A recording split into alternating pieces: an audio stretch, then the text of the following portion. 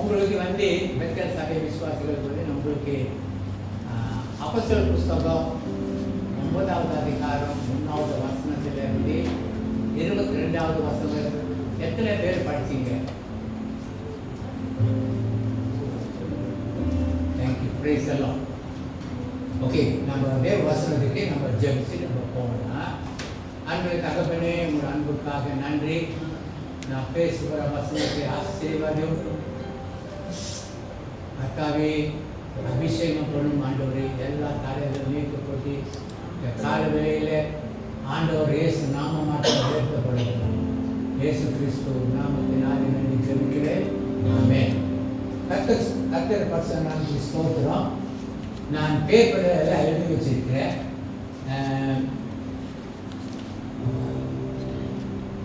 தாவீது ராஜா சொல்றாரு, கர்த்தர் நல்லவர் என்பதை ருசித்து பாருங்கள், ருசித்து பாருங்கள்.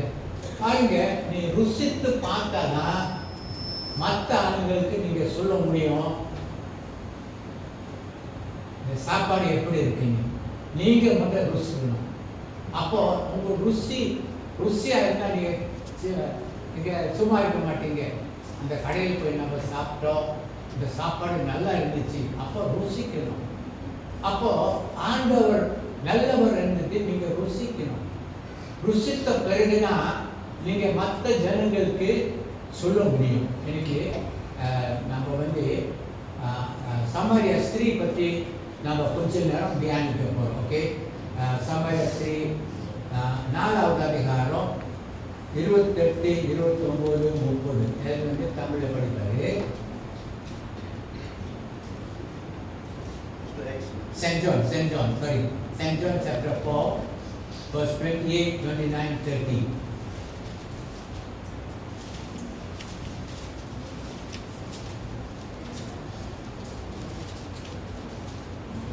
அப்பொழுது அந்த ஸ்திரீ தன் குடத்தை வைத்துவிட்டு ஊருக்குள்ளே போய் ஜனங்களை நோக்கி 29, நான் செய்த எல்லாவற்றையும் ஒரு மனுஷன் எனக்கு சொன்னார், அவரை வந்து பாருங்கள், அவர் கிறிஸ்து தானோ என்றார். 30, அப்பொழுது அவர்கள் ஊரிலிருந்து புறப்பட்டு அவரிடத்தில் வந்தார்கள். அப்போ சமாரிய ஸ்திரீ அவங்க யாரு? அவங்க சமாரிய ஸ்திரீக்கு 5 புருஷன். அப்போ அவங்க ஆண்டவர் சந்திக்கும் போது ஆண்டவர் யாருன்னு அவங்க ருசித்தாங்கன்னா ஆண்டவர் ருசித்து அவங்க தேவ ராஜ்யத்தில் பிறந்தாங்க. தேவ ராஜ்யத்தில் நீங்க பிறந்தாதான் பூமியில நம்ம பிறந்திருக்கிறோம், தேவ ராஜ்யில நம்ம பிறந்தோம். தேவ ராஜ்யில பிறந்தாதான் நீங்க பரலோகத்துக்கு போக முடியும். அப்போ தேவ ராஜ்யில பிறந்தா இவங்க தான் இப்போ ருசி பார்த்துட்டாங்க. இயேசு யாருன்னு ருசி பார்த்துட்டாங்க. பாருங்க, தண்ணி கூட வச்சுட்டு வீட்டில் தண்ணி ரொம்ப முக்கியம். அப்போ வீட்டில் தண்ணிக்கு காத்துக்கிட்டு இருப்பாங்க. இவங்க தண்ணி விட்டுட்டு பாருங்க எவ்வளோ அர்ஜென்ட்டா மற்றவங்க போய் என்ன சொல்றாங்க, வந்து பாருங்க, கம் அண்ட் see. அவங்க படிச்சிருக்காங்களோ படிக்க தெரியாது, ஆனால் ருசித்த உடனே ஐயோ ஆண்டவர் இயேசு அவ்வளோ நல்லவர், மற்ற ஜனங்களுக்கு நான் பேசி ஆகணும் சொல்லி ஊரே போயிட்டு சொல்லிட்டு வந்தாங்க. அப்போ பாருங்க 30வது they went out in the city and came to him. ஒரு ஊரு எல்லாரும் அவங்க கேட்ட சாட்சி எல்லாரும் ஆண்டுக்குள்ள வந்தாங்க. அப்போ ருசிக்கு இருந்தா ரொம்ப முக்கியம். அப்போ தேவ ராஜ்யில பிறந்திருக்கிறாங்கன்னா என்ன அது அர்த்தம்? அப்போ நம்ம சொல்லி கொடுக்க போறேன். Are you born in the kingdom of God? தேவ ராஜ்யில நீங்க பிறந்திருக்கீங்களா? நிக்கோதேமுக்கு ஆண்டவர் கேட்டாரு, நீ மறுபடி பிறக்க வேண்டும். அவருக்கே தெரியாது, அவ்வளோ படிச்சிருக்கிறாரு, என்ன படிச்சிருக்கிறாரு, ஆனா நீ மறுபடி பிறக்க வேண்டும் அவருக்கு அர்த்தம் தெரியும். என்ன சொல்றாரு? ஆண்டவரே எப்படி ரெண்டாவது தடவை நான் தாய் வயிற்றில போடணும், அதான் ஆண்டவர் சொன்னார். மாம்சத்தில் பிறக்கிற மாம்சம் இருக்கிறாரு, ஆவியில் பிறக்கிறப்போ ஆவியில் இருக்கிறார். அப்போ நம்ம மாம்சத்தில் பிறந்திருக்கிறோம், அப்போ ஆவியா பிறந்தாதான் நீ பரலோகத்துக்கு போக முடியும். அப்புறம் நான் சொல்லி கொடுக்க போறேன். அப்போ இன்னைக்கு வந்து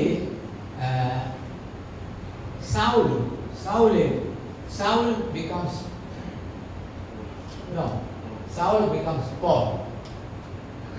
பார்த்தீங்களா? அப்போ அவர் எப்படிப்பட்ட மனுஷனா நீங்க பார்க்க பயப்படுவீங்க. அதான் போன சண்டே கல்லனை நல்லவனாக அவர் மாற்றினார். அவர் ஒரு கல்லன், பயங்கரமான கிறிஸ்தவர்களுக்கு அடிச்சு ஜெயிலில் போட்டு ரொம்ப துன்பப்படுத்தினாரு. ஆனால் ரட்சிக்கப்பட்ட உடனே என்ன ஒரு புது மனுஷனாக மாற்றினார். அப்போ உங்க வாழ்க்கை, என் வாழ்க்கை புது மனுஷனாக நம்ம மாறினாதான் ஆண்டோட வாழ்க்கையில நீங்க நான் பரலோகத்துக்கு போக முடியும். அப்போ நம்ம எடுக்க வேண்டாம் அந்த வசனத்தை நீங்க படிச்சிருப்பீங்க. அது படிச்சுட்டா நல்லா இருக்கும். அவருடைய எப்படிப்பட்ட முரணுன்னு உங்களுக்கு தெரியும். அப்போஸ்தலர் புஸ்தகம் 7வது அதிகாரம் 54 to 60.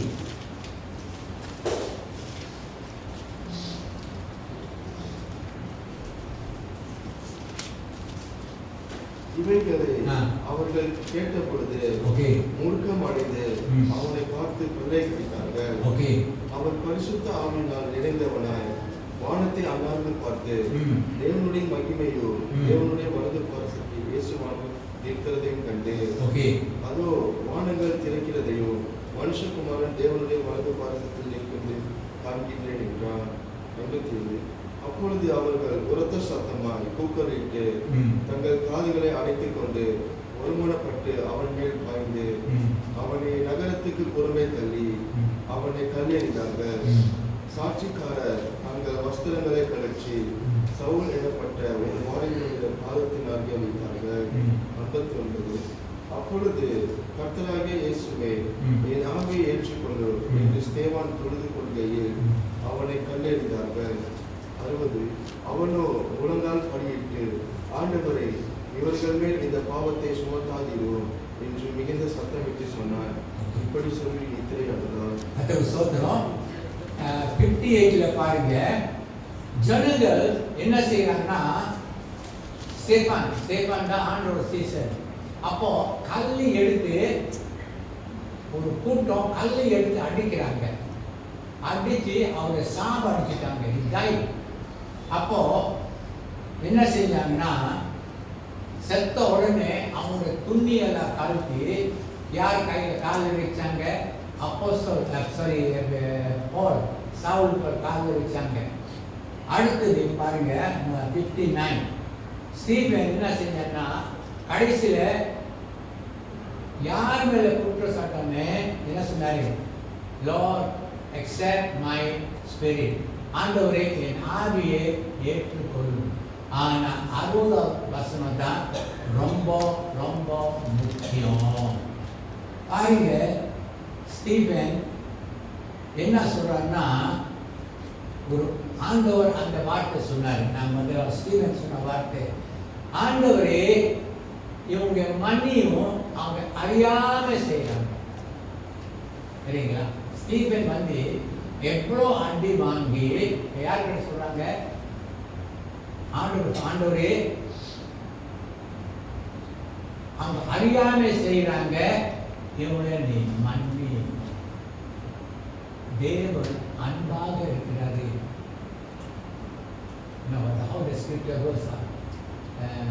தேவன் அன்பில்லாதவன் தேவனை அறியான், தேவன் அன்பாக இருக்கிறாரு. இவங்களுக்குள்ள உண்மையான கடவுள் ஸ்டீபன் கூட. ஒரு மனுஷனை மணி அவ்வளோ ஆண்கள் அடிச்சிருக்காங்க.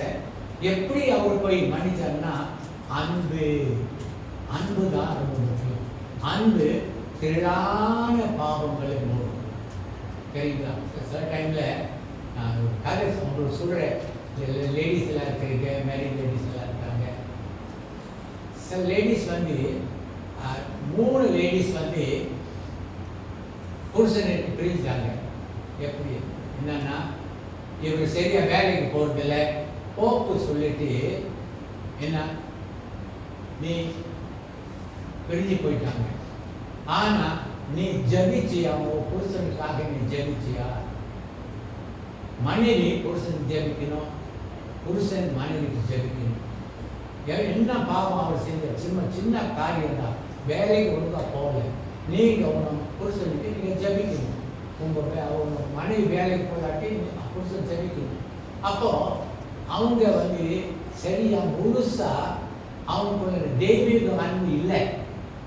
கடைசி நாளில நிறைய பேர் போக்கு சொல்லி லேடிஸ் என்ன புருஷப்பிள்ளை பிரிஞ்சு தயவு செய்து நீங்கள் அவங்களை சேர்த்து உங்கள் புருஷன் எவ்வளோ தவறு செஞ்சால் கூட உங்கள் புருஷன். அப்போது என்ன கடவுள் நோக்கி ஜெபிங்க, அவங்கள மன்னிங்க, அவங்க கூட வாழுங்க. நிறைய பேர் தயவு செய்து இந்த கடைசி நாளில் புருஷன் மனைவி அநேக பிரிவினை போயிடுறாங்க. தயவு செய்து நீங்கள் செய்யாதீங்க. நம்ம எல்லாரும் ஆண்டோட பிள்ளை.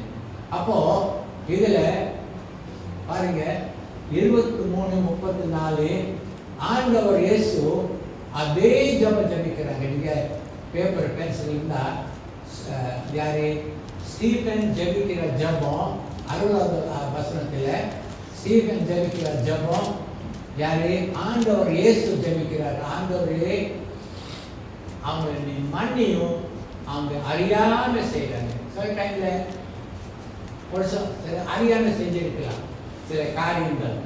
நம்ம தான் அவங்க என்ன செய்யணும், மன்னிக்கணும். புருஷன் தவறு செஞ்சிருந்தா மனைவி மன்னிக்கணும். அதான் முறை இருக்கலாம். பாருங்க மத்தேயு புத்தகம் 5:44 சொல்றது, லவ் யூ எனிமி, எதிரிகளே நேசிங்க, சபிக்கிறவர்களே ஆசீர்வதிங்க. அதான் கிறிஸ்டியானிட்டி. ஓகே, அப்போ ரெண்டாவது பாகத்துக்கு நம்ம போவாங்க.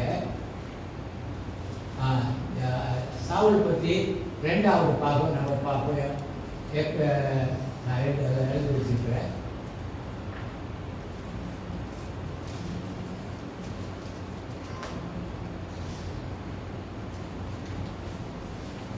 ஓகே, பாருங்க இதுல தான் Pavul saw the testimony of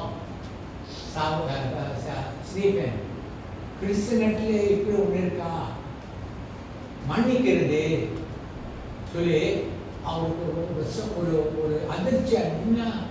நான் நினைச்சேன் கிறிஸ்தனட்டு ஒரு மதம் நினைச்சிருந்த, ஆனா இந்த மெய்யான கடவுள் தான் இயேசு சொல்லிட்டு அவரை ஒரு மனசுல வச்சிருந்தாரு.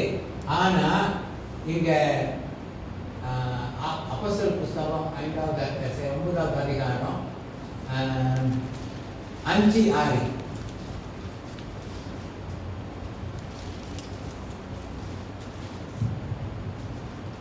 அதற்கு அவர், ஆண்டவரே நீர் யார் என்றார்.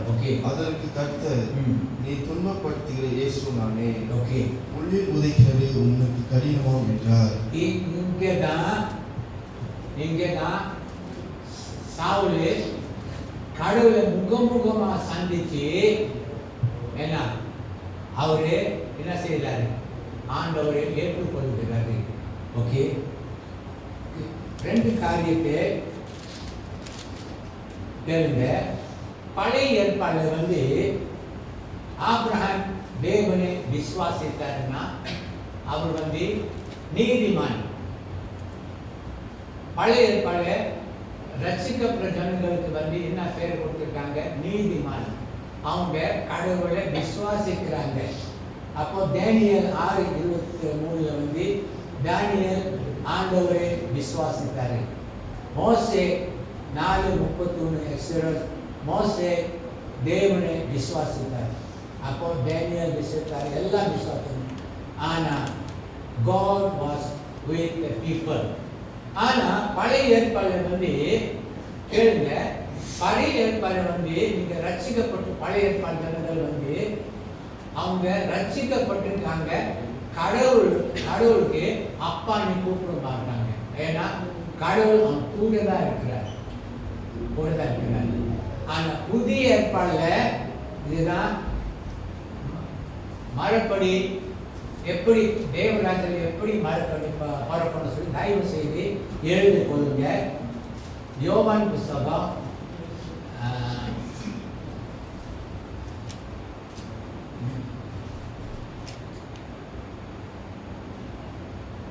1 St. John 1:12 அவர் நாமத்து மேலே விசுவாசம் உள்ளவரை அவர் ஏற்றுக்கொண்டவர் எத்தனை பேர்களோ அத்தனை பேர்களுக்கு தேவனுடைய பிள்ளைகள் ஆகும்படி அதிகாரம் கொடுக்கிறார்.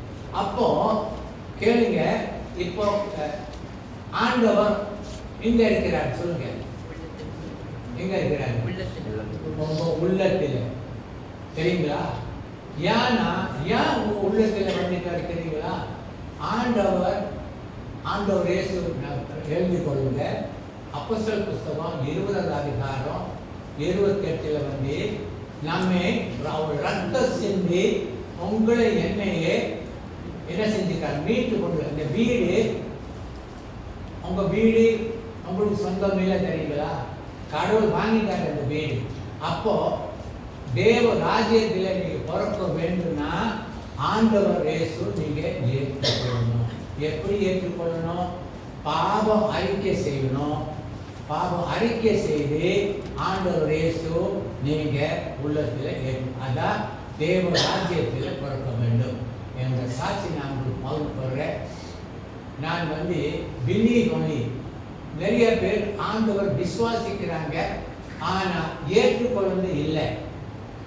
அப்போ நம்ம வந்து எல்லாம் சபையில் எல்லாம் செய்வோம், கேதரிங் போவோம், அந்த இதெல்லாம் செய்வோம், எல்லாம் செய்வோம்.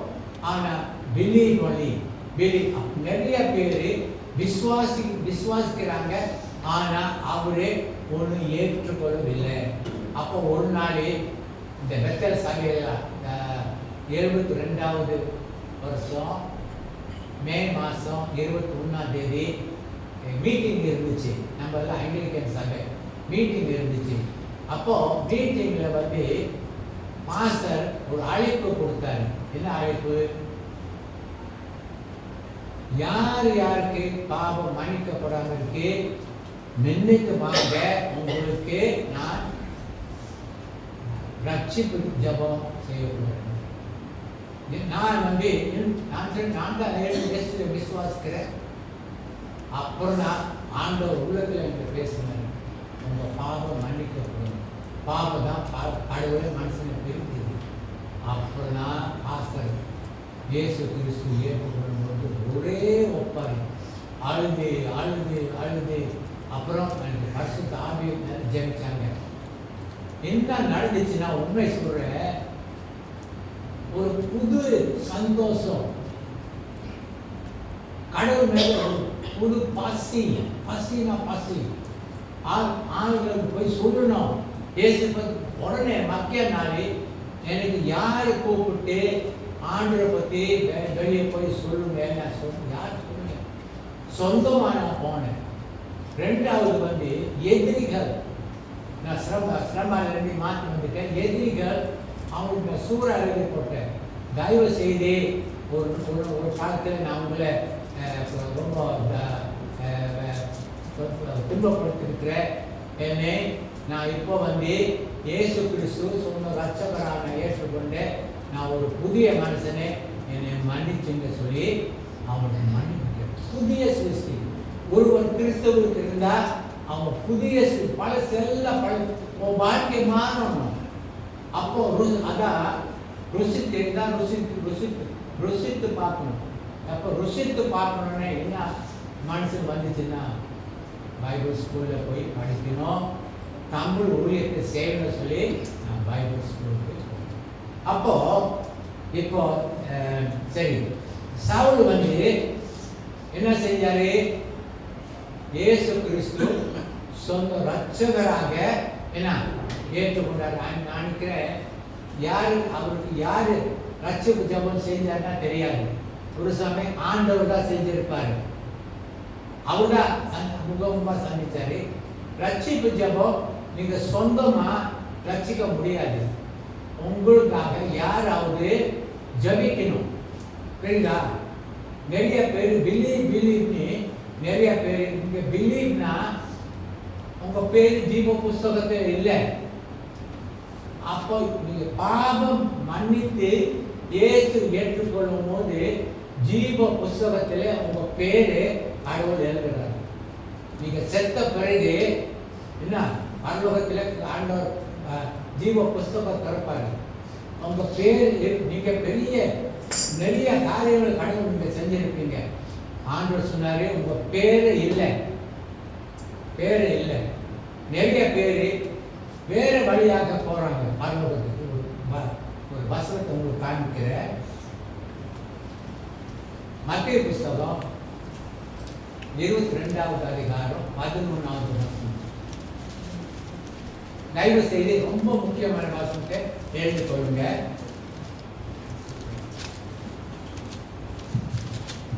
விருந்தாளிகளை பார்க்கும்படி ராஜா உள்ளே பிரவேசித்த போது காலியான வஸ்திரம் தரித்திராத ஒரு மனுஷனை அங்கே கண்டு 12 சிநேகிதனே, நீ கல்யாண வஸ்திரம் இல்லாதவனாய் இங்கே எப்படி வந்தாய் என்று கேட்டான். அதற்கு அவன் பேசாமல் இருந்தான். 13 அப்பொழுது ராஜா பணிவிடைக்காரரை நோக்கி, இவனை கையும் காலும் கட்டி கொண்டு போய் அழுகையும் பருக்கடிப்பும் உண்டாயிருக்கிற பொறுப்பான இருளிலே போடுங்கள் என்றான். பாத்தீங்களா? பாருங்க, நீங்க விசுவாசிக்கலாம், விசுவாசி நீ நிறைய காரியங்கள் செய்யலாம். ஆனா உங்க பாவ மன்னிப்பு இங்க இருக்கிறீங்களா? 1 யோவான் 1வது அதிகாரம் 9வது வசனம் படிங்க.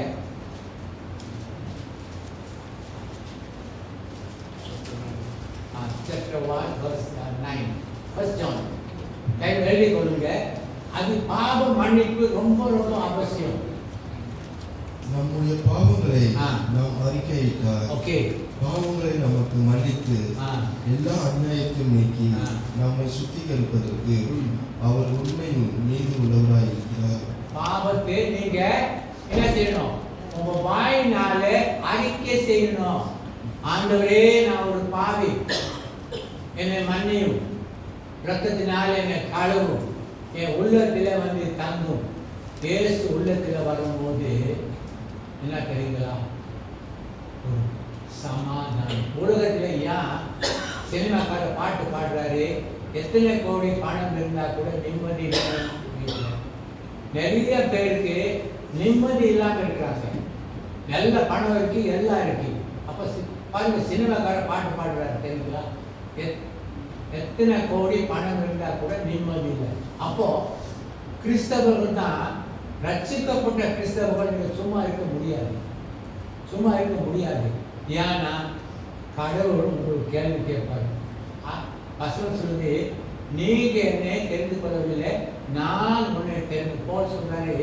என் தாய் வாய்ப்பிலிருந்து ஆண்டவர் தெரிந்து கொண்டாரு. அப்போ ஜெரமியா சொல்றாரு, நான் தாய் வாய்ப்பில உருவாக்கத்துக்கு முன்னே ஆண்டவர் அறிந்திருக்கிறாரு. அப்போ நீங்க அவர் கிறிஸ்தவர்களையா, நீங்க ரட்சிக்கப்பட்டிருந்தா நீங்க கடவுள் கலனார் சத்தியத்தை. நீங்க உங்க வேலை செய்கிற இடத்துல, எந்த இடத்துல நீங்க வேலை செய்கிறோம் அந்த இடத்துல நீங்க தேவனுடைய சனாதிபதி அம்பேசடர். நீங்க அவங்க பொறுப்பா அந்த ஏரியால நீங்க பொறுப்பா போய் அவங்களுக்கு சத்தியத்தை சொல்லணும். Okay, praise the Lord. Okay, அடுத்து இப்போ வந்து இயேசு உங்க உள்ளத்தில் எங்க இருக்கிறாரு? இயேசு எங்க இருக்கிறாப்போ உள்ளத்தில் இருக்கிறாரு. தேவ ஆவி உங்க உள்ளத்தில் இருக்கிறது. சரி, ஒரு வசனத்தை படிங்க. நான்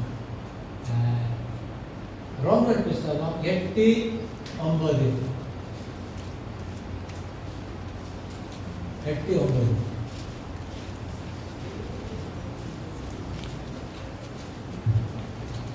தேவனுடைய ஆவி உங்களில் வாசமாய் இருந்தால் நீங்கள் மாம்சத்துக்கு உட்பட்டவராய் இராமல் ஆவிக்கு உட்பட்டவர்களாய் இருக்கிறீர்கள்.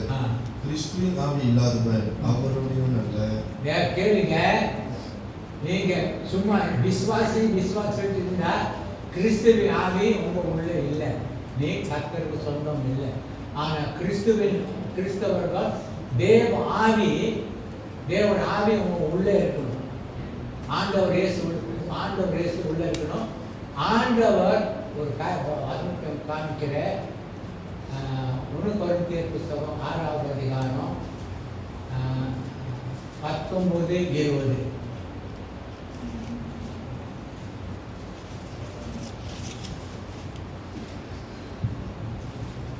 உங்கள் சரீரமானது ஆ. நீங்கள் தேவனாலே பெற்று ஆ. உங்களின் தந்தையில் இருக்கிற ஓகே. பரிசுத்த ஆவியினுடைய ஆலயமாய் இருக்கிறது என்றும் ஆ. நீங்கள் உங்களுடையவர்கள் என்று அறிவீர்களா? ம். 20 கிரேத்துக்கு கொல்லப்பட்டீர்களே, ஓகே. ஆகையால் தேவனுக்கு உடையவைகளாகிய உங்கள் சரீரத்தினாலும் உங்கள் ஆவினாலும் தேவனை மகிமைப்படுத்துங்கள். பார்த்தீங்களா? தேவனுடைய பழைய கடவுள் எங்க இருந்தாரு? பெட்டிக்குள்ள இருந்தாரு. இப்போ அந்த பெட்டி நீங்க தான் தேவனுடைய பெட்டி. இந்த பெட்டி ஆண்டவர் வாங்கிட்டாரு. எதுக்காக வாங்கினாருன்னா அவரு அந்த வீட்டில் தங்கணும். அதனால தான் அடிக்கடி நான் சொல்லிக்கிட்டே இருக்கிறேன், வீட்டில் ஜெப கூட்டம் ரொம்ப ரொம்ப அவசியம். அவருடைய வீட்டில் நீங்கள் தங்கி இருக்கீங்க, அப்போ உங்கள் வீட்டில் ஜெபம் இல்லாட்டி வேறு யார் வருவாங்க தெரியுமா? அதனால தான் அடிக்கடி உங்கள் விசுவாசம் சொல்ற வீட்டு ஜெபம் ரொம்ப முக்கியம். ஏன்னா கடவுள் உங்கள் உள்ளே இருக்க, நீ நடந்து போகுது அவங்க போகிறப்ப நீ தூங்கும் போது அவங்க கூட தூங்குறாரு. அப்போ அவங்க வீட்டில் நீங்கள் தங்கி இருக்கீங்க. அப்போ அவர் பிரியமான ஆண்டவர் இயேசு ஒரு நினைக்கிறேன் சென்ட் ஜான் 8வது அதிகாரத்தில் இந்த பூமியில் அவர் வாழும் போது அவர் வார்த்தை சொன்னார், நான் அப்பாவுக்கு பிரியமான காரியங்கள், நான் எப்போது பிரியமான காரியங்கள் செய்கிறேன். பாருங்க, எப்போ ஆண்டவர் இயேசு கடவுள் வரம் கொடுத்துறாரு. பிரியமான காரியங்கள், நீங்கள் உங்கள் சரீரத்தை நீங்கள் என்ன செய்யக்கூடாது? உலக சில சபையில் சாராயம் கொடுக்குறாங்க, சிகரெட் கொடுக்குறாங்க, ஞாபகம் எடுக்கிறாங்க, நான் பார்த்துருக்கேன். தயவு செய்து அந்த பழக்கம் இருந்துச்சுன்னா விட்டுடுங்க. ஏன்னா ஒருவன் தேவனுடைய ஆலயத்தை கெடுத்தா அவனே நான் கெடுப்பேன். நீங்களே தேவனுடைய ஆலயம் காணி சொல்லிட்டாரு. கடைசியாக நாங்கள் அப்போஸ்தலர் புஸ்தகம் இப்போ ஹோலி ஸ்பிரிட் பற்றி கொஞ்சம் நேரம் நான் சொல்லியிருந்தேன். அப்போஸ்தலர் புஸ்தகம் 9வது அதிகாரம்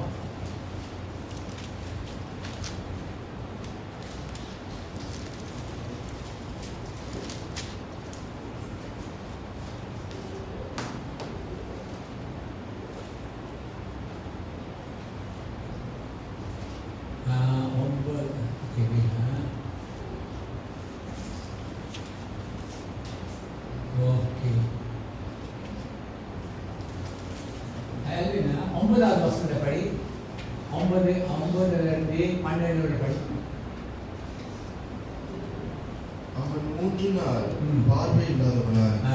புசியாமலும் குடியாமலும் இருந்தான். ஆ. 10 தமஸ்குவிலே அனனியா என்னும் பெயருள்ள ஆ. ஒரு சீஷன் இருந்தான். ஓகே. அவனுக்கு கர்த்தர் தரிசனமாகி, ஓகே. அனனியாவே என்றான். ம். அவன், ஆண்டவரே, இதோ அடியேன் என்றான். ஓகே. 11 அப்பொழுது கர்த்தர், நீ எழுந்து நேர்த்தேர்வு எனப்பட்ட தெருவுக்கு போய் யூதாவின் வீட்டிலே தர்சு பட்டணத்தனாகிய சவுல் என்னும் பெயருள்ள ஒருவனை தேடு. அவன் இப்பொழுது ஜெபம் பண்ணுகிறான். 12 அனனியா என்னும் பெயருள்ள ஒரு மனுஷன் தன்னிடத்தில் வரவும் தான் பார்வை அடைவதை தன் மேல் கைகளை வைக்கவும் தரிசனம் கண்டான். 13 அதற்கு அனனியா, ஆண்டவரே, இந்த மனுஷன் எருசலேமில் உள்ள உம்முடைய பரிசுத்தவான்களுக்கு எத்தனையோ பொல்லாதங்களை செய்தான் என்று அவனை குறித்து அநேகரால் கேள்விப்பட்டிருக்கிறேன். இங்கேயும் உம்முடைய நாமத்தை தொழுது கொள்கிற யாவரையும் காட்டும்படி அவன் பிரதான ஆசாரியர்களால் அதிகாரம் பெற்றிருக்கிறான் என்றார். அதற்கு கர்த்தர், நீ போ, அவன் புறஜாதிகளும் ராஜாக்களும் இஸ்ரவேல் புத்திரரும் என்னுடைய நாமத்தை அறிவிப்பதற்காக நான் தெரிந்து கொண்ட பாத்திரமாய் இருக்கின்றான். 14 அவன் என்னுடைய நாமத்தை நிமித்தம் எவ்வளவாய் பாடுபட வேண்டும் என்பதை நான் அவனுக்கு காண்பிப்பேன் என்றார். 16-17 படிச்சிருக்கியா?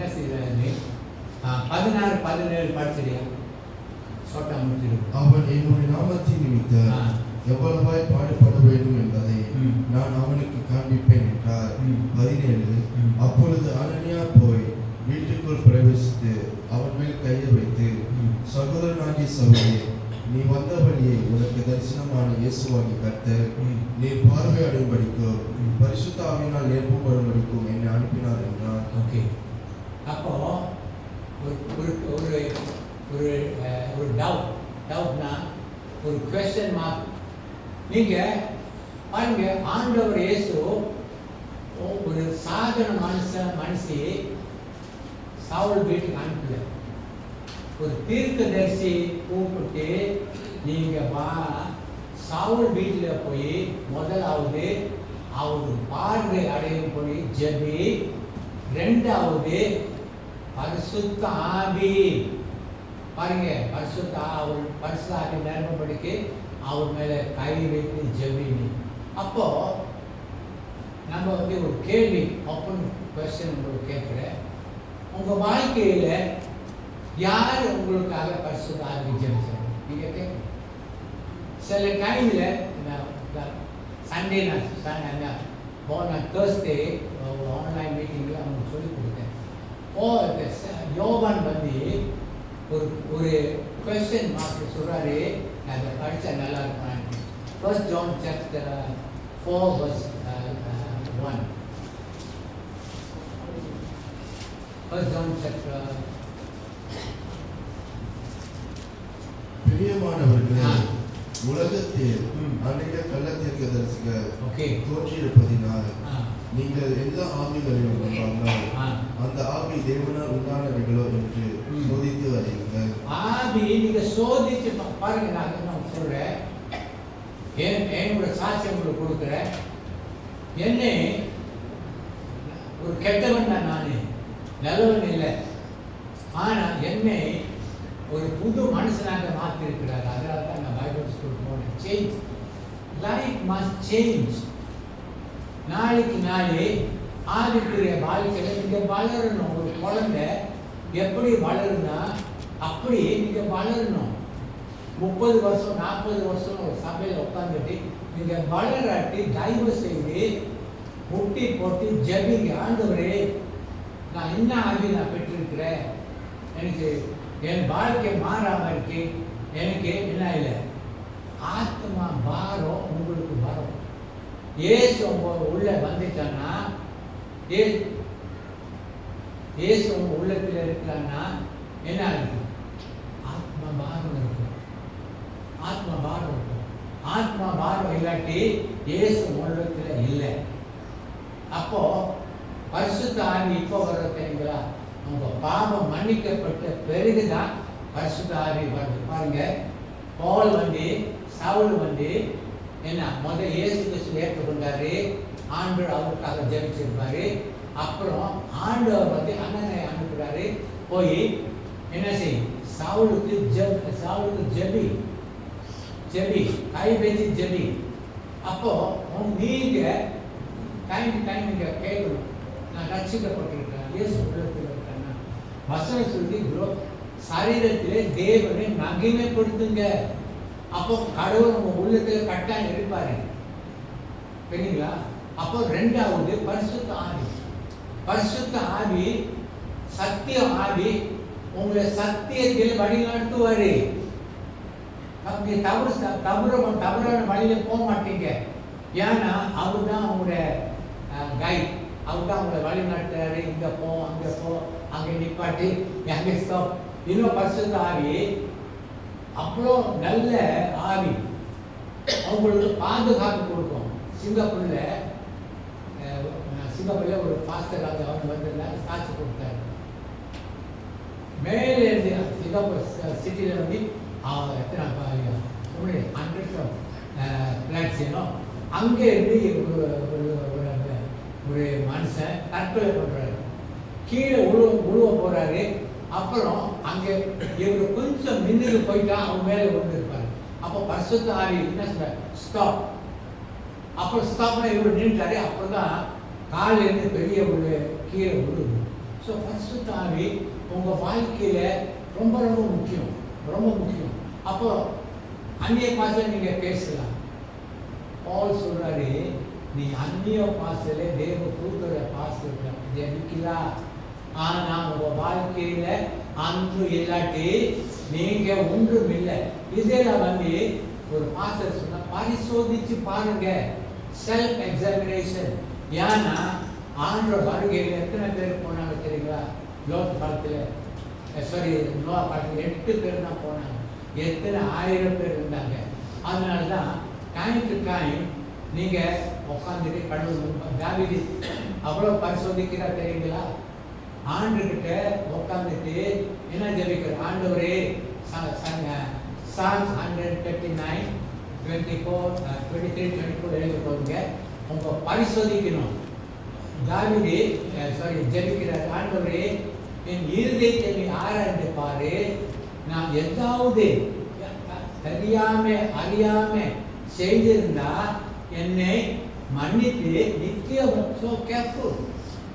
ஒரே வருகையில நீங்க போலாட்டி அவ்வளவுதான் மிஸ். சரிங்களா? அப்போ இதுல முடிச்சிடும். நாங்க நல்லா பாருங்க. போலோட கண்ணு 18 படியா 18. உடனே அவன் கண்களில் இருந்து செதிகள் போன்றவை விழுந்தது. Okay.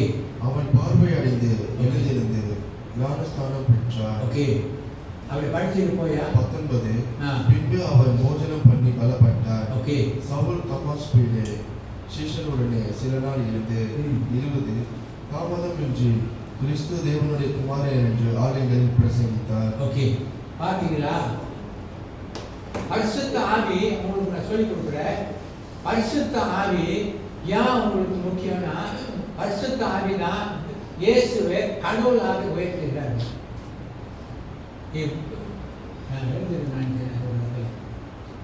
He always lifts up Jesus as a Lord of Lords and King of Kings. அப்போ பரிசுத்த ஆவி, இப்போ பரிசுத்த ஆவி போல் வந்தவுடனே என்ன ஆச்சு? அவர் ஆத்மா மாறும் வந்துருச்சு. இயேசுதான் மெய்யான தேவன். அப்போ பரிசுத்த ஆவி உங்க வாழ்க்கையில ரொம்ப ரொம்ப அவசியம். கடைசியாக you pray for the Holy Spirit. Many want to be filled, means God will fill you. Will be done. 19 அப்போஸ்தலர் 19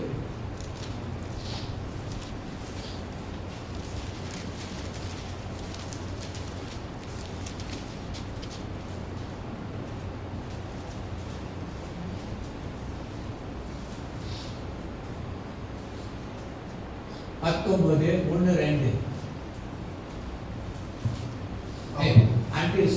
until 6 படிங்க. அப்போலோ என்பவர் கொரிந்து பட்டணத்தில் இருக்கையில் ஓகே பவுல் வீடான தேசங்களில் வழியாய் போய் ஓகே எபேசுக்கு வந்தார். அங்கே சில சீஷரை கண்டு ஓகே நீங்கள் விசுவாசிகளான போது பரிசுத்த ஆவியை பெற்றீர்களா என்று கேட்டார். ஓகே அதற்கு அவர்கள் பரிசுத்த ஆவி உண்டு என்பதை நாங்கள் கேள்விப்படவே இல்லை. ஓகே 3 அப்பொழுது அவன் அப்படியானால் நீங்கள் எந்த ஞானஸ்தானம் பெற்றீர்கள் என்றார். அதற்கு அவர்கள் யோவான் கொடுத்த ஞானஸ்தானம் பெற்றோம் என்றார்கள். அப்பொழுது பவுல் யோவான் தனக்கு பின் வருகிறவராகிய கிறிஸ்து இயேசுவே விசுவாசிகளாய் இருக்க வேண்டும் என்று ஜனங்களுக்கு சொல்லி மனத்திரும்பதற்கு ஏற்ற ஞானஸ்தானத்தை கொடுத்தானே என்றார். 5 இதை கேட்ட பொழுது அவர்கள் கர்த்தராகிய இயேசுவின் நாமத்தினாலே ஞானஸ்தானம் பெற்றார்கள். 6 அல்லாமலும் பவுல் அவர்கள் மேல் கைகளை வைத்த பொழுது பரிசுத்த ஆவி அவர்கள் மேல் வந்தார். அப்பொழுது அவர்கள் அந்நிய பாஷை பேசி தீர்க்க தரிசனம் சொன்னார்கள். பால் ஒரு கேள்வி கேட்கிறாரு. நல்ல கேள்வி பாருங்க. அவர் ரட்சிக்கப்பட்ட பிறகு கிறிஸ்தவ மேல பெரிய பாரம். ஐயோ, நிறைய பேர் பரிசுத்த ஆவி நிரப்பப்பட்டாங்க இருக்கிறாங்க. முத பால் வந்து விசுவாசிகளை சந்திக்கும் போது என்ன நம்ம ஒரு விசுவாசம் சந்திச்சா நம்ம என்ன கேட்போம்? பிள்ளைங்கள் எப்படி இருக்காங்க? வீடு வாங்கிட்டீங்களா? பிள்ளை கல்யாணிச்சா? நம்ம உலகத்தாங்க பேசுவோம். ஆனால் பால் வந்து ஒரு கேள்வி கேட்கிறாரு. நீங்க இயேசு ஏற்றுக்கொண்டீங்க, பரிசுத்த ஆவி நிரப்பப்பட்டிருக்கீங்களா? ரொம்ப ரொம்ப பரிசுத்த ஆவி உங்க வாழ்க்கையில ரொம்ப ரொம்ப முக்கியம். ஓகே, நம்ம இன்னைக்கு என்ன செய்ய போறோம்னா, we are going to sing a song Then Paul செஞ்ச மாதிரி I will do for you all general prayer, ஒரு prayer. அப்போ அதே பிறகு நீங்கள் நம்ம பாட்டு பாடும்போது நீங்கள் ஆண்டவர்கிட்ட ஆண்டவரே பால் சொல்கிறாரு since I believe, ரொம்ப நாள் நான் இயேசுவை விசுவாசிக்கிறேன், ஆனால் பரிசுத்தாவியை நிரப்பப்படவில்லை. இயேசுவே என்னை உங்கள் ஆவியை நிரப்பும். கடவுளுக்கு அப்படியே கேளுங்க, ஆண்டவரே வேற எந்த ஆவி எனக்கு வேண்டாம், உங்களுடைய ஆவி என்னை நிரப்ப சொல்லிட்டு நம்ம ஜெபிக்கிறோம். ஒரு பாட்டு பாடுவது choose one song and who knows, some of you don't know what is Holy Spirit. இன்னைக்கு வந்து கேள்விப்பட்டிருக்கீங்க, ஆனால் உங்கள் வாழ்க்கையில் Holy Spirit is going to help you a lot. தவறான இடத்துக்கு Holy Spirit அனுப்ப மாட்டார். உங்களுக்கு இப்போ ஆபத்துலேருந்தே உங்களுக்கு தப்பு வைப்பார். ஏன்னா டேஞ்சர் வாழ்க்கை